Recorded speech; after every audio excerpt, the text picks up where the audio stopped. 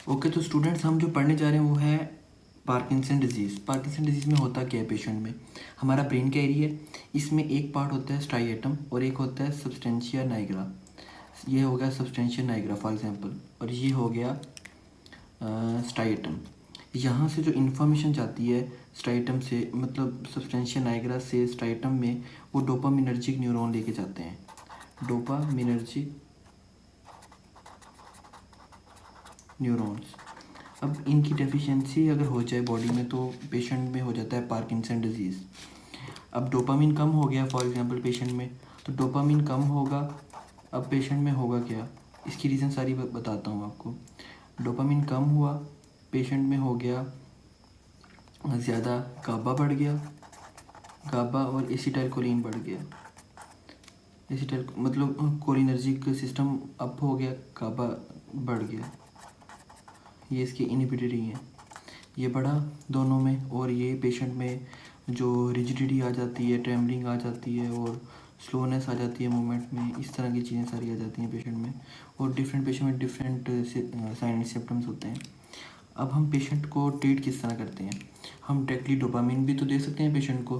वो क्यों नहीं देते, इसकी रीज़न ये है कि हमारी जो स्टमक है, ये हमारा स्टमक है, यहाँ से एक तो डोपामिन पोलर होता है, ठीक है, उसकी पोलर नेचर होती है, इसे बॉडी में एब्जॉर्ब करने के लिए बहुत मुश्किल होती है, ठीक है। और दूसरा जो है वो ये है कि अगर ये एब्जॉर्ब हो भी जाता है तो यहाँ पे दो बुरे बुरे से मोनोमाइन ऑक्सीडेज पड़े हुए हैं, MOA मोनोमाइन ऑक्सीडेज पड़ा हुआ है, और COMPT पड़ा हुआ है। ये कभी भी इसे एंटर नहीं होने देते, अगर एंटर हो भी जाता है तो ये इसे खा जाएंगे, ठीक है, ये इसे खा जाएगा, COMPT भी इसे खा जाएगा, ठीक है, और ये हमारी बॉडी में नहीं जाएंगे।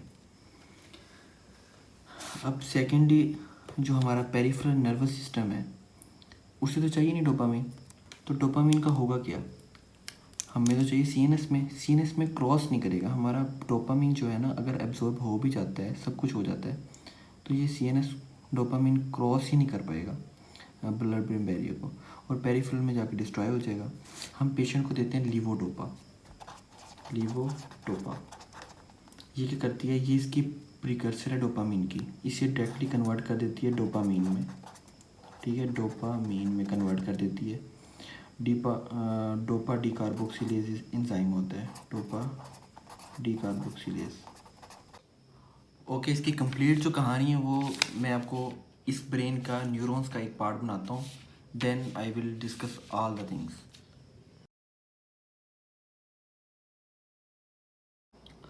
सो कहानी ऐसी है कि मैंने यहाँ से एक न्यूरॉन पकड़ा जो कि इन्फॉर्मेशन दे रहा था सब्सटेंशिया नाइग्रा से स्ट्राइटम में मतलब डोपामिनर्जिक न्यूरॉन, तो मैंने उसे उठाकर यहाँ पे बना दिया।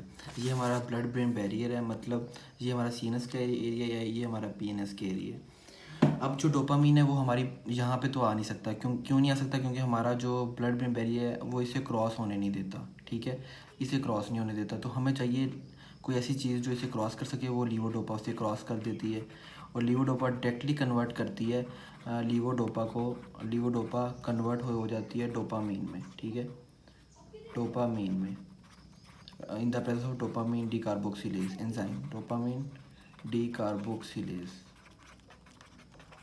ये हो गया। अब जो लीवोडोपा है वो यहाँ पे भी तो पड़ी है, ठीक है, तो लीवोडोपा यहाँ पे भी डोपामीन तो बनाएगी ना, तो लीवोडोपा यहाँ पे डोपामीन बनाएगी, तो वो तो हमें चाहिए नहीं, ऐसा ही है ना। तो जब वो हमें चाहिए नहीं तो हम लीवोडोपा को डोपामीन में कन्वर्ट होने नहीं दे सकते। इसके लिए हमें चाहिए कार्बिडोपा। कार्बिडोपा ऐसी ड्रग जो कि इसे डोपामिन में कन्वर्ट ना होने दे, क्योंकि जब डोपामिन लीवोडोपा की प्रेजेंस पे डोपामिन कन्वर्ट हो गया लीवोडोपा से डोपामिन में, इन PNS में, हमारे पेरिफेरल नर्वस सिस्टम में, मतलब CNS के अलावा जहाँ पे भी, तो ये हमें वोमिटिंग भी काज करेगा, हेलुसिनेशन भी देगा, और इसके अलावा और भी हाइपोटेंशन भी देगा, और भी काफ़ी सारे इश्यूज़ बनाएगा। वोमिटिंग क्यों काज करेगा, क्योंकि वोमिटिंग इसी वजह से काज करेगा कि PNS में हमें डोपामिन चाहिए नहीं था, एक्सेस मोड में पड़ा रह गया, और यहाँ पे मेडुला में एक सेंटर में, वहाँ पे कुछ रिसेप्टर्स पड़े होते हैं हमारे वोमिटिंग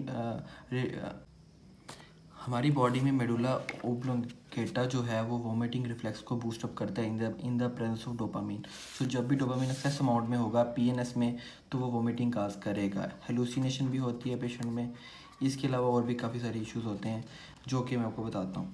अब लीवोडोपा का हमने प्रॉब्लम सॉल्व कर दी कि हमें लीवोडोपा नहीं चाहिए था डोपामीन में कन्वर्ट होना का इन द प्रेजेंस ऑफ कार्बिडोपा। ये एंजाइम को इनहिबिट कर गया डोपामीन डिकार्बोक्सिलेज। डोपामीन डिकार्बोक्सिलेज जब ये इनहिबिट हो गया तो ये डोपामीन नहीं बन पाएगा हमारे कार्बोक्सिलेज, तो ये नहीं बन पाएगा हमारी डोपामीन हमारी पीएनएस में। अब सीएनएस में डोपामीन चला गया। ठीक है, आपको पता है कि वैसे नॉर्मली डोपामीन कैसे बनता है? टायरोसिन से बनता है। वैसे बेसिकली फिनाइल एलानिन की हाइड्रोक्सिलेशन होती है, फिनाइल एलानिन, उससे टायरोसिन बनता है, टायरोसिन से एल डोपा बनता है, डोपा से डोपामीन बनता है, और यहाँ पे एंजाइम होता है डोपामीन डिकार्बोक्सिलेज। हमारी बॉडी में डोपामीन बन गया। अब हमारे पास डोपामीन नहीं था तो हमने डोपामीन को बूस्टअप करने के लिए हमने लीवोडोपा डाल दिया। हमारे पास बहुत सारी मतलब चीज़ें ऐसी हैं कि हम उसे बूस्टअप कर सकते हैं डोपामीन को। पहली बात तो ये कि हम लीवोडोपा ले आए, उसने पेशेंट में डोपामीन बूस्टअप कर दिया। ठीक है, लीवोडोपा। सेकंड, यहाँ पे कुछ ऐसे एंजाइम पड़े होते हैं जो इसे कट करते रहते हैं। ठीक है, ये है COMT कैटाकोलोमेथाइल ट्रांसफरेज और मोनोअमाइन ऑक्सीडेज,